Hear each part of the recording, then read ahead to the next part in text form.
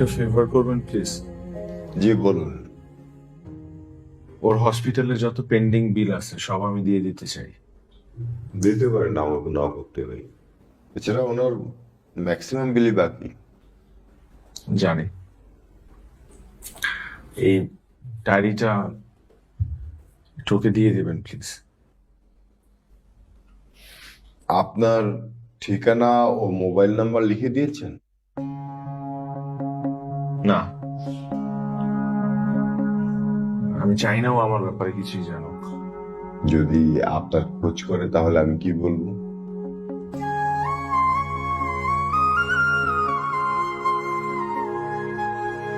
আমি যেমন ওকে খুঁজে নিয়েছিলাম, ও যদি মন থেকে চায় তাহলে আমাকেও খুঁজে নেবে।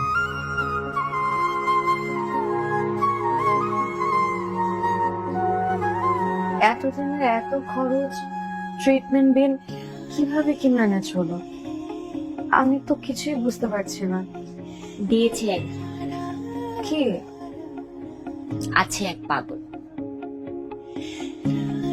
কি নাম? রোহান। রোহান? কোন রোহান? তুই রোহানকে চিনিস না, কিন্তু রোহান তোকে ঠিকই ভালোভাবে চেনে। কিভাবে?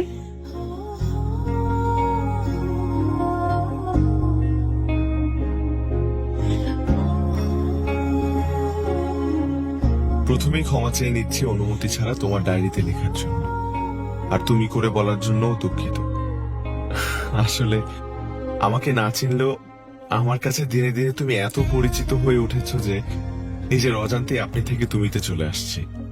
অসমাপ্ত ডায়েরির খালি পৃষ্ঠাগুলো আমাকে তোমার খোঁজে এখানে টেনে এনেছে, কিন্তু আসার পর জানলাম ডায়েরি লেখার মানুষটা জীবন মৃত্যুর সন্ধিক্ষণে দাঁড়িয়ে আছে। এই অসমাপ্ত গল্পটাকে এগিয়ে নিয়ে যাওয়ার জন্য আমি লেখা শুরু করলাম। এত এত কথা জমে আছে তোমার সাথে যা না লিখে পারছি না। জানি না তোমার সাথে কখনো কথা হবে কিনা, কিন্তু আমার বিশ্বাস একদিন হয়তো তুমি আমার লেখাগুলো পড়বে।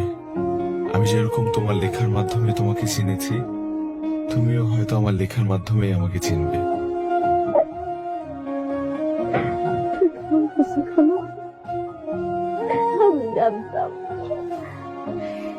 আমি জানতাম আল্লাহ এত নিশ্চয়, আল্লাহ মহান, তোকে আমার কাছে ফিরাই দিবে। আমি জানতাম।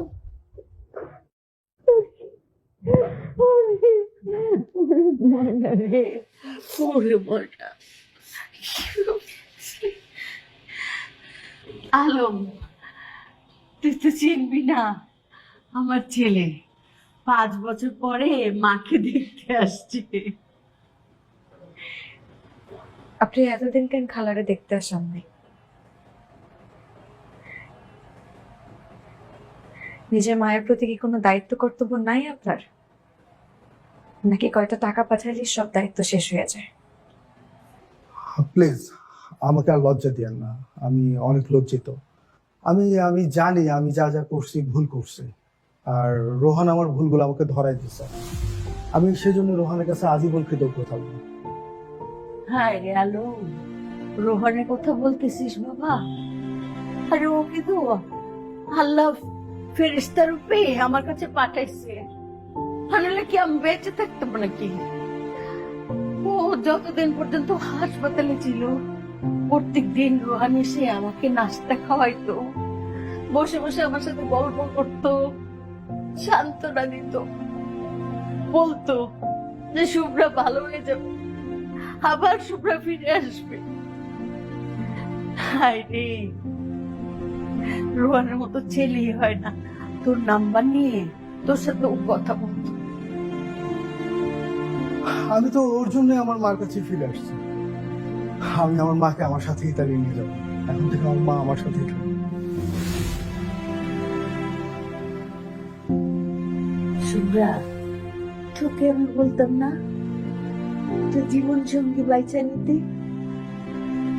প্রেম কর, প্রেম কর, তোর জন্য তো ছেলে পাইছি। রোহান তোকে অসম্ভব ভালোবাসে, পাগলের মতো ভালোবাসে, খুব খুব বেশি ভালোবাসে মা। তুই রোহানের সাথে খুব সুখে থাকবি। আরে আলম, তুই আমাকে কি বিদেশে নিয়ে যাবি? ওই 3-4 ঘন্টা পরে এই জানলা দিয়ে তাকায় থাকবো, হুশ করে একটা গাড়ি যাবে, ওইটা দেখবো, কোনো মানুষ দেখা যায় না। আমি বাবা ওই দেশে গেলে মরেই যাবো। আমি এইখানে খুব ভালো আছি। মা এগুলো কি বলো তুমি? আসতেছি।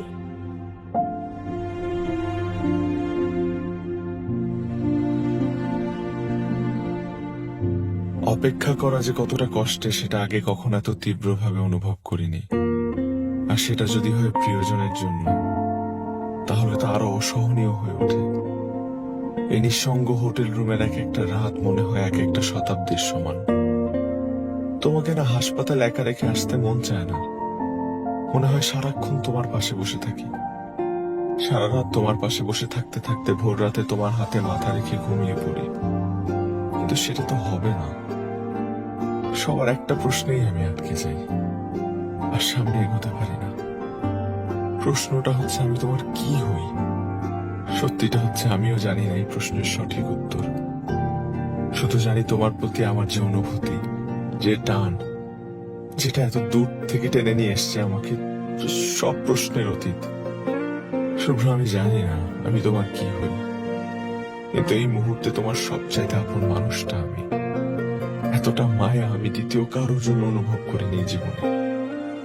এখন তোমার ইচ্ছেগুলো হয়ে উঠেছে আমার প্রবল আকাঙ্ক্ষা। তোমার স্বপ্নগুলো খেলা করতে শুরু করেছে আমার চোখে। আমার সমস্ত সত্তা বিলীন হয়ে গেছে তোমার সত্তায়।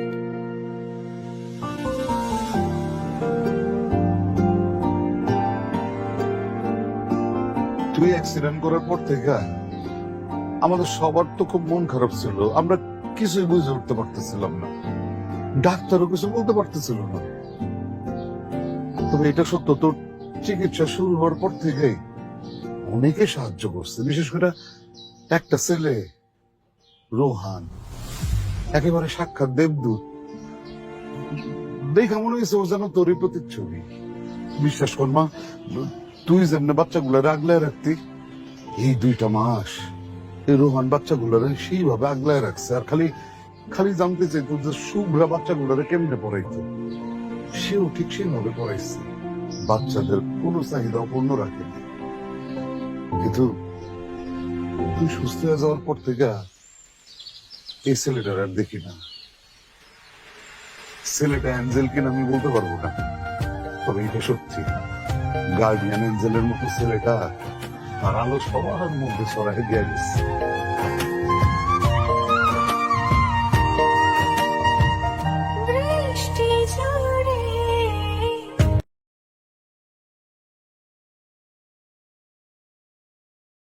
Ready for action. Welcome to my page MC Movie Clip.